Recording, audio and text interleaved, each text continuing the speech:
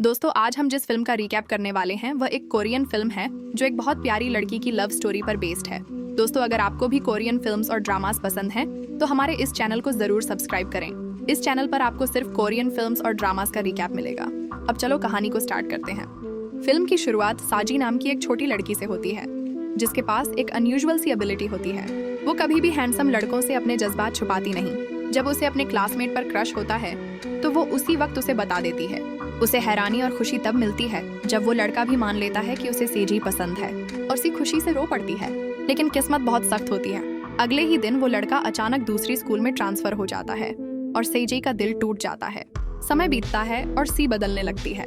अब उसके बाल पहले जैसे स्ट्रेट नहीं रहते, जबकि उसकी जुड़वा बहन हाई के बाल अभी भी वैसे ही हैं। सी सोचती है कि शायद ये फर्क उसे अपने पिता की जेलसी से विरासत में मिला है। कुछ समय बाद उसे अपने पड़ोस के एक लड़के से चुपके से मोहब्बत होने लगती है और वो उसके लिए एक छोटा सा गिफ्ट भी तैयार कर लेती है। जिस दिन वो हिम्मत जुटाकर अपने जज्बात बताने वाली होती है, वही लड़का उसके दरवाजे पर आता है, लेकिन पूछता हाई के बारे में है, सी के बारे में नहीं। उस कड़वे लम्हे के बाद सेजी खुद से वादा करती है कि वो कभी कन्फेस नहीं करेगी।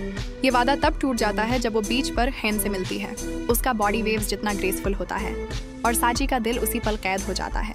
अगले दिन हायन स्कूल में नजर आता है और हर कोई उसे देखकर हैरान सा रह जाता है। लेकिन सबको तब शॉक लगता है जब हायन दूर से हाथ सी की तरफ हिलाता है। सी वहीं जम जाती है और उसके दोस्त हैरानी से उसे देखते रहते हैं। शर्मिंदा होकर वो बताती है कि वो बस पिछले दिन उससे बीच पर मिली थी। क्लास में ऐसी मॉक एग्जाम की रैंकिंग देखती है और नोटिस करती है कि हायन टॉप 100 में है। यही रैंकिंग उसे इवनिंग सेल्फ स्टडी रूम में एंट्री दिलाती है। अफवाहें चलती हैं कि उस रूम में किया गया कन्फेशन अक्सर कामयाब होता है, लेकिन सी निराश हो जाती है। उसके ग्रेड्स इतने कम हैं कि वो क्वालिफाई ही नहीं कर सकती। रिसेस में साई और उसके दोस्त ह्यून को बास्केटबॉल खेलते हुए देखते हैं। आसपास खड़ी लड़कियों की भीड़ देखकर ऐसी तय करती है कि उसे अलग नजर आना होगा। वो हायन के लिए एक ड्रिंक खरीदती है, उस पर अपना नाम लिखती है और कैंटीन वाले को देती है कि वो उसे पहुंचा दे। लेकिन कैंटीन वाला पहले से जानता होता है कि ड्रिंक किसके लिए है। उसी दिन कई लड़कियां वहीं रिक्वेस्ट कर चुकी होती हैं। बाहर निकलकर ऐसी अपनी कर्ली हेयर वाली दोस्त से मिलती है जिसके हाथ में भी हायन के लिए पानी की बोतल होती है। स्कूल के बाद सी दोबारा बीच पर लौटती है, ये उम्मीद लिए कि हायन फिर से नजर आएगा। वो समंदर के किनारे खड़ी इंतजार करती रहती है, लेकिन वहाँ कोई और लड़का आ जाता है। उस लड़के को सी का गिरा हुआ नेम टैग मिलता है। जब ऐसी की शर्ट पानी में बहने लगती है, वो उसे पकड़ने के लिए आगे बढ़ता है, लेकिन खुद पानी में गिर पड़ता है। वो तैरना नहीं जानता और सीजी तुरंत उसे बचाने के लिए दौड़ती है। वो उसे किनारे तक घसीट लाती है और सीपीआर देने के लिए झुकती है, लेकिन उसके होंठ लगने से पहले ही वो लड़का अचानक होश में आ जाता है। सी गुस्से और शर्म के मारे उसे डांट देती है, लेकिन अंदर ही अंदर उसे सुकून होता है कि वो सही सलामत है। अगले ही दिन वही लड़का जक सी के स्कूल और उसी क्लास में ट्रांसफर हो जाता है। उसकी टांग उस हादसे के कारण कास्ट में होती है और दोनों उसे पहचान लेते हैं। टीचर उसे इंट्रोड्यूस करते हुए बताती है कि जुक उनसे बड़ा है। उसने यूनिवर्सिटी एग्जाम दिया था, फेल हुआ और अब दोबारा स्कूल में पढ़ना पड़ रहा है। सी उसे गर्मजोशी से हेलो कहती है, लेकिन वो ठंडा चेहरा बनाए रहता है और ज्यादा बात नहीं करता। अगली सुबह ऐसी उसे कास्ट की वजह से चलते हुए परेशान देखती है और मदद की जिद करती है। वो मना करता है, लेकिन सुपरवाइजर जियोंग नाम के एक और लड़के को डांट कर कहता है कि वो जक की मदद करे। कुछ देर बाद साई को नेम टैग न पहनने पर डांट पड़ती है। वो झूठ बोल देती है कि वो कहीं खो गया है, जबकि सच ये है कि जुक के पास अभी भी वही नेम टैग है। उसने अब तक लौटाया नहीं है। लंच टाइम में सी और उसके दोस्त जुक के लिए खाना लेकर जाते हैं। उनकी मेहरबानी देखकर वो हैरान रह जाता है। जब दूसरे बच्चे पूछते हैं कि सी ने सच में उसे बीच पर बचाया था, जयुक खामोश रहता है। लेकिन सिजी फौरन बोल पड़ती है और शान से कहती है कि हाँ, उसने ही उसे बचाया था। हंसते हुए वो यहाँ तक कह देती है कि अब जुक उस पर एहसानमंद है। उसे उसका अम्ब्रेला पकड़ना चाहिए, खाना लाना चाहिए और उन्हें आइसक्रीम भी खिलानी चाहिए। जुक कुछ नहीं कह पाता। कुछ देर बाद उसके दोस्त सी के लिए नया नेम टैग बनाते हैं। जयुक लगभग पुराना नेम टैग वापस दे देता है, लेकिन तभी वो किसी को कहते सुनता है, शायद जिसने तुम्हारा नेम टैग उठाया उसने पसंद आने की वजह से किया होगा। ये सुनकर वो चुपचाप हाथ पीछे खींच लेता है। उधर सी फिर वही बात दोहराती है कि उसका दिल सिर्फ हायन के लिए धड़कता है। मुझे वो पसंद है, मेरे दिल में किसी और के लिए जगह नहीं। सी यही कह रही होती है कि अचानक एक बॉल उसकी तरफ उड़ती हुई आती है। वो उसे लगने ही वाली होती है, लेकिन ठीक आखिरी लम्हे में कोई उसे वापस किक कर देता है और सामने खड़ा होता है ह्युन, सीधा उसकी तरफ चलते हुए। बॉल गलती से सेजी को लग जाती है और ह्युन तुरंत माफी मांगता है। वो उसकी हालत देखकर फिक्र जताता है, जबकि सी नजरें झुका लेती हैं, शर्म और घबराहट से भरी हुई। उसकी सहेलियां तुरंत छेड़ती हैं कि शायद ह्युन ने ये जानबूझकर किया है ताकि उससे बात करने का मौका मिल जाए, लेकिन जक को ये बात बिल्कुल सही नहीं लगती। क्लास में लौटने के बाद सी की करीबी सहेलियां बताती हैं कि इंचोंग के बाल फिर से बिल्कुल स्ट्रेट हो गए हैं। सी हैरान रह जाती है और अगली क्लास में दौड़कर देखती है। ये सच होता है, वही चीज जिसका सी हमेशा से ख्वाब देखती आई थी।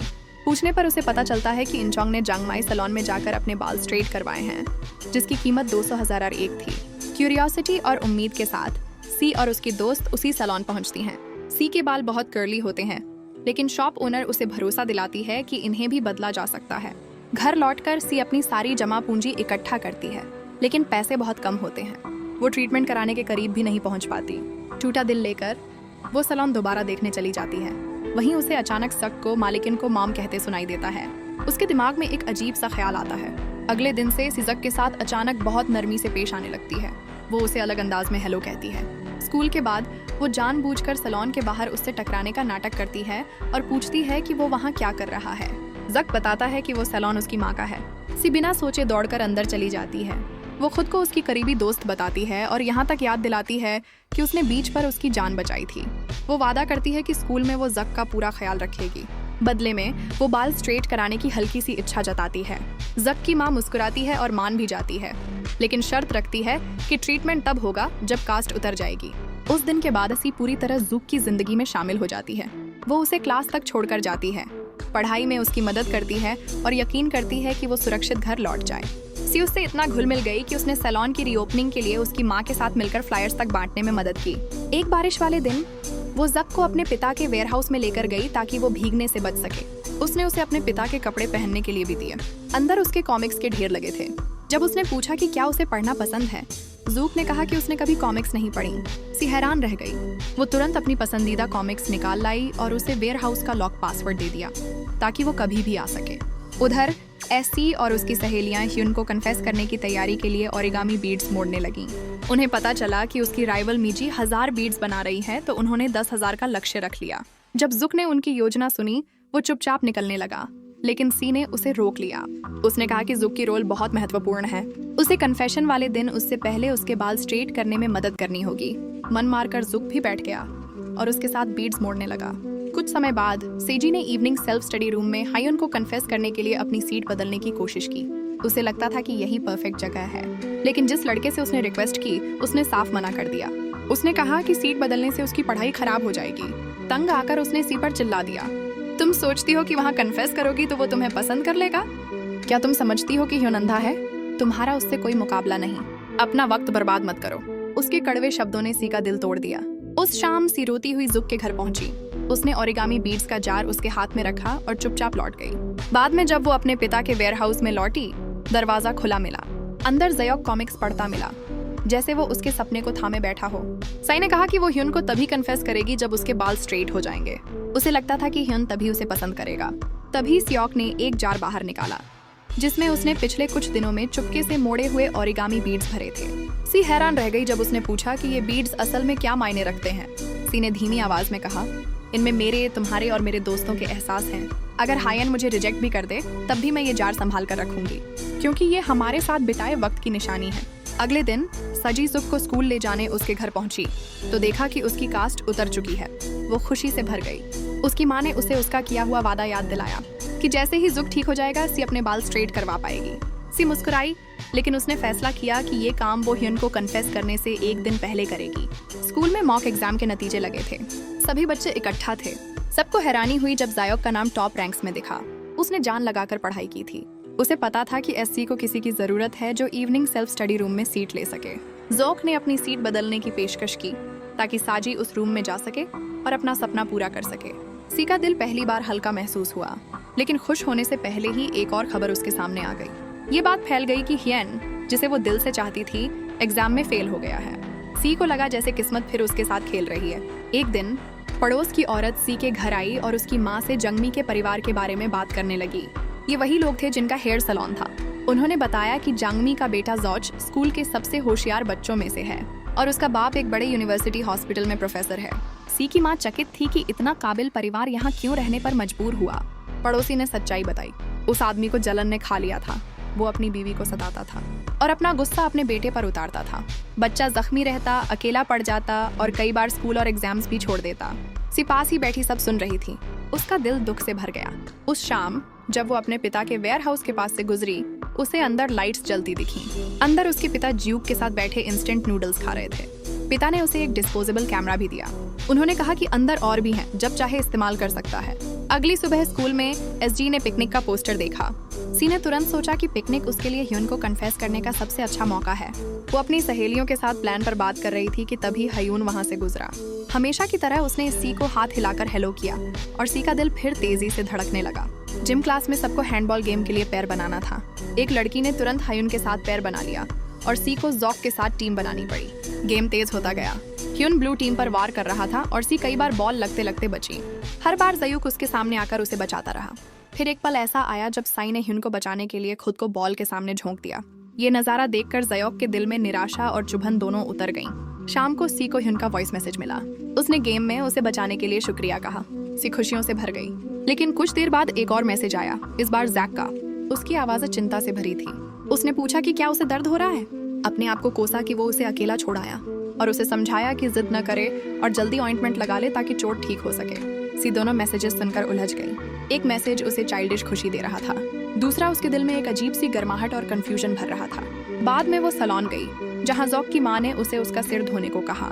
दोनों इस नजदीकी पल में अटपटे लग रहे थे, लेकिन जब जोक ने गलती से शैम्पू से पहले कंडीशनर लगा दिया, उसकी माँ चौंक गई। जोक ऐसा कभी नहीं करता था। वो झट से वहां से निकल गया और साई के दिल में शक की हल्की सी आहट हुई। स्कूल पिकनिक का दिन आ पहुंचा। बस में चढ़ते हुए सी के स्ट्रेट और चमकदार बालों ने सबको हैरान कर दिया। पीछे की सीट पर बैठा जुक उसे चुपचाप देख रहा था। उसका मूड भारी था। पिकनिक साइट पर पहुंचकर सी ने बड़े एहतियात से अपना जार, जिसमें पेपर बीड्स थे, ह्यून की सीट पर रख दिया। उस रात सबने मिलकर उस जगह को सजाया जहां एसी को कन्फेस करना था। एरोस के सहारे ह्यून वहां पहुंचा। वो हैरान था कि वहां सिर्फ सी खड़ी थी।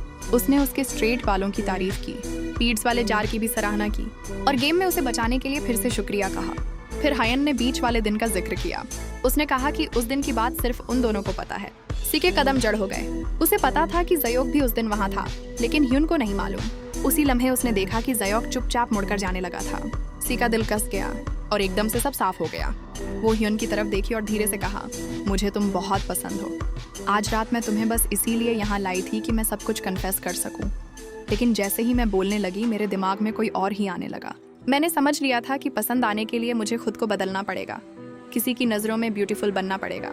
लेकिन जब मैं उसके साथ होती हूँ, मुझे कभी चेंज होने की ज़रूरत महसूस नहीं होती। मैं बस खुद रह सकती हूँ। जिसका वो जिक्र कर रही थी वो स्यूक ही था। सी वापस ग्रुप में आ गई।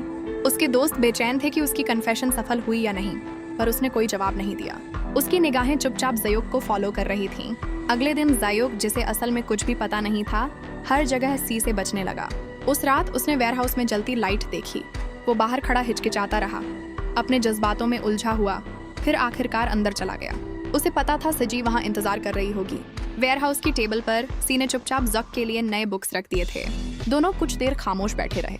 कोई भी पहली आवाज नहीं तोड़ रहा था। आखिर सेजी ने उसकी तरफ देखकर धीरे से पूछा, तुम्हें कन्फेशन वाली बात जानने का मन नहीं है? तुम जानना नहीं चाहते कि क्या हुआ? उसने माना कि उसने हायन को कन्फेस ही नहीं किया। जुक हैरान रह गया। उसने पूछा, क्यों? सी ने हल्की मुस्कान के साथ कहा, क्योंकि मैं बस पढ़ाई पर फोकस करना चाहती हूँ। बाकियों को मत बताना।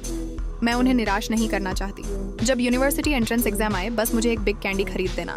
शायद उससे मैं बेहतर कर पाऊँ। अगले दिन स्कूल में सी का दिल थोड़ा कस गया जब उसने जा को कर्ली हेयर्ड गर्ल के साथ बात करते देखा। उसे हल्का सा जेलसी फील हुआ, पर उसने छुपा लिया। उसी रात जॉक की माँ ने सोफे पर रखे बड़े गिफ्ट को देखा। पूछने पर जॉक ने बताया कि सी ने उससे बहुत बड़ी कैंडी लाने को कहा था। फिर उसने अपनी माँ को बताया कि वो अगले साल यूनिवर्सिटी एंट्रेंस एग्जाम देने का सोच रहा है। वो हैरान रह गई क्योंकि उसने पहले कहा था कि वो ऐसा कभी नहीं करेगा। कुछ देर बाद जुक सी के घर पहुंचा, उसके लिए वही ओवरसाइज्ड कैंडी लेकर। वो मुड़कर जाने लगा। तभी सी ने उसे रोककर पूछा कि क्या वो इनके करीब है। जुक ने बिना रुके साफ कहा कि ऐसा कुछ नहीं है। फिर उसने उसे एग्जाम के लिए गुड लक कहा और चला गया। एंट्रेंस एग्जाम का दिन आ गया। दुआ देने वालों के बीच ऐसी को एक खास सरप्राइज मिला। एक जायंट गिफ्ट बैग जिसे देने आया था एक चीयरफुल बेयर मैस्कॉट। कॉस्ट्यूम उतरा तो वो कोई और नहीं, जुक था। सी का दिल गर्माहट से भर गया। अगले कुछ दिनों में जब रिजल्ट का इंतजार चल रहा था, एसआई का ग्रुप स्पाइसी राइस केक्स खाने जुटा। लेकिन सी ने कहा कि उसे अपनी माँ की मदद करनी है और वो चली गई। जॉक ने भी कहा कि उसे घर पर कुछ काम है। ग्रुप को शक हुआ।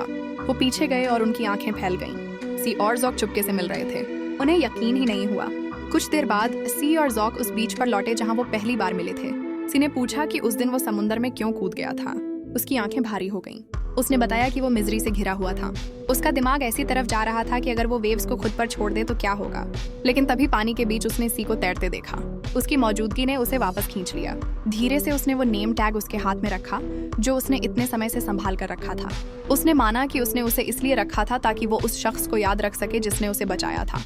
फिर उसने सी का हाथ थामा, उसकी आंखों में देखा और कहा कि वो उससे प्यार करता है। घर वापसी पर दोनों अलग नहीं होना चाहते थे। उनके हाथ आखिरी पल तक एक दूसरे को थामे रहे। सी ने झुककर उसके होंठों पर एक हल्की शर्म भरी किस रख दी। उसका चेहरा लाल था लेकिन दिल शांत था। घर लौटकर सीक की माँ ने उसे बताया कि संडे को उसे सोल जाना होगा नया हेयर ड्रायर लेने। सीक ने पूछा कि क्या उसे साथ आना चाहिए। माँ ने बताया कि वो अकेली जाएगी और उसे दुकान संभालनी है। अगले दिन सी फैमिली पिकनिक पर गई। जाने से पहले उसने सुक को कॉल किया। बात करते हुए वो संडे की डेट की बात बार बार याद दिलाती रही। इसके बाद सी ने अपने करीबियों को कॉल किया। उसने उनसे बीच पर सेओक के लिए अपनी कन्फेशन तैयार करने में मदद मांगी। आखिर वो खास संडे आ गया। ग्रुप डेकोरेशन में लगा था। तभी सी और सेओक वहां पहुंच गए। सब तुरंत अपनी पोजीशंस में दौड़कर छुप गए। थोड़ी दूरी पर खड़ी सजाई ने अपने दोस्तों को रुकने का सिग्नल दिया, लेकिन कोई उसकी बात समझ नहीं पाया। उसी पल सीक को किसी का टेक्स्ट आया। उसने कहा कि उसे एक फोन कॉल करनी है और वो साइड पर चला गया। उस पल सीक को मैसेज मिला। उसका चेहरा फीका पड़ गया। उसकी माँ अस्पताल में थी। उसने सी से माफी मांगी और सोल की तरफ भाग पड़ा। अस्पताल में जॉक ने अपनी माँ को बेहोश देखा, कोमा में। उसका पिता पास खड़ा था, चेहरे पर कोई भावना नहीं। उसने कहा कि माँ सीढ़ियों से गिर गई। फिर उसने उसी पर इल्जाम लगाया, कहा कि उसने जॉक की पढ़ाई खराब कर दी है और वह अच्छी माँ नहीं है। जॉक के हाथ कांप रहे थे। उसे यकीन था कि उसकी माँ को धक्का दिया गया था। पिता ने उसकी बात को अनसुना किया और उसे घर जाने का आदेश दिया। कई दिन बीत गए, कोई भी जॉक तक नहीं पहुंच पाया। सी और उसके दोस्त उसके घर गए तो दुकान बंद थी। फॉर रेंट का बोर्ड लगा था। सी को याद आया कि उसका पिता सोल नेशनल यूनिवर्सिटी हॉस्पिटल में प्रोफेसर है। बेचैन होकर वह शहर के लिए निकल पड़ी। अस्पताल में उसने जंगमी का कमरा पूछा। वह दरवाजे के पास पहुंची और अंदर की बातचीत सुनी। जोक का पिता अपनी पत्नी और बेटे को बता रहा था कि वे तुरंत अमेरिका जा रहे हैं। अगर वे वापस लौटे तो वे कभी उसकी गिरफ्त से नहीं निकल पाएंगे। माँ और बेटा रो रहे थे। वे नहीं जाना चाहते थे, लेकिन उनके पास कोई विकल्प नहीं था। दरवाजे के बाहर खड़ी सी का दिल बैठ गया। उस रात सी ने सार्वजनिक फोन से कॉल किया। जोक की आवाज सुनकर वह स्तब्ध रह गई। फिर उसने वो शब्द कहे जिन्हें कहते वक्त उसकी आत्मा टूट रही थी। उसने कहा कि वह उसे सिर्फ एक दोस्त की तरह देखती है। उसने कहा कि आगे कभी मिलने की जरूरत नहीं। वह जानती थी कि यह सच नहीं था, लेकिन वह जानती थी कि जोक की स्थिति असंभव है। वह नहीं चाहती थी कि वह उसके लिए सब कुछ त्याग दे। उस रात सी बहुत रोई। यह आखिरी बार था जब उसने उसे आवाज दी थी। कुछ दिन बाद स्कूल में ग्रेजुएशन सेरेमनी हुई। सी ने ऑनर्स के साथ ग्रेजुएशन किया। सब खुश थे, लेकिन उसका दिल खाली था। समूह की पुरानी तस्वीरें देखते हुए उसकी बेचैनी बढ़ती गई। वह वेयरहाउस में चली गई, वहीं जहां उनकी सारी यादें बसी थीं। एक शेल्फ पर उसे जोक की नोटबुक मिली। कवर पर लिखा था लव क्रॉनिकल। अंदर उसकी तस्वीरें थीं, दोस्तों के साथ, अकेली, हंसती, रोती। हर तस्वीर पर जोक के छोटे नोट थे। उसने उसे उसकी हर हालत में पसंद किया था, क्योंकि वह सी थी। वह सिर्फ वही लड़की नहीं थी जिसने उसे बीच पर बचाया था। वह थी जिसने उसे उसकी अंधेरी जिंदगी से बाहर खींचा था, उसके भय, उसके घाव, उसके अकेलेपन से निकाला था। वह अब नेम टैग की जरूरत नहीं थी, क्योंकि सी उसका हिस्सा बन चुकी थी। किताब के पन्ने पलटते हुए सी रोती रही। इतना सुंदर प्यार, लेकिन इतना दूर। हताश होकर वह बीच पर घूमने लगी। उसने जोक को मैसेज भेजा, आज नहीं मिल सकती, तबीयत ठीक नहीं। ये बहाना वह पहले भी करती रही थी। उसे लगा वह जवाब नहीं देगा, लेकिन इस बार जवाब आया। You look just fine to me। उसका फोन बजा और उसके पीछे से वही आवाज आई जिसे उसने खो दिया था।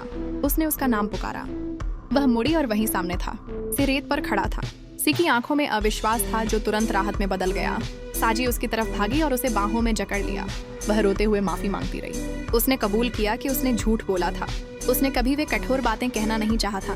वह कभी उसे भूल नहीं सकी, कभी उससे प्यार करना बंद नहीं किया। सीख सब समझ चुका था। उसने शांत निगाहों से बैग खोला और एक जार निकाला। अंदर पेपर बीड्स भरी थीं। उसने कहा कि हर बीड उसकी एक याद है, एक पल जिसे वह कभी खोना नहीं चाहता था। दोनों की आंखें धुंधली हो गईं। वे एक दूसरे से चिपक गए। अब और कुछ कह पाना मुश्किल था। पास छिपे उनके दोस्त बाहर आ गए, खुशी से चिल्लाते हुए, इस सुंदर मिलन को मनाते हुए। किसी पब्लिक कन्फेशन की जरूरत नहीं थी, कोई बड़ा स्टेज नहीं।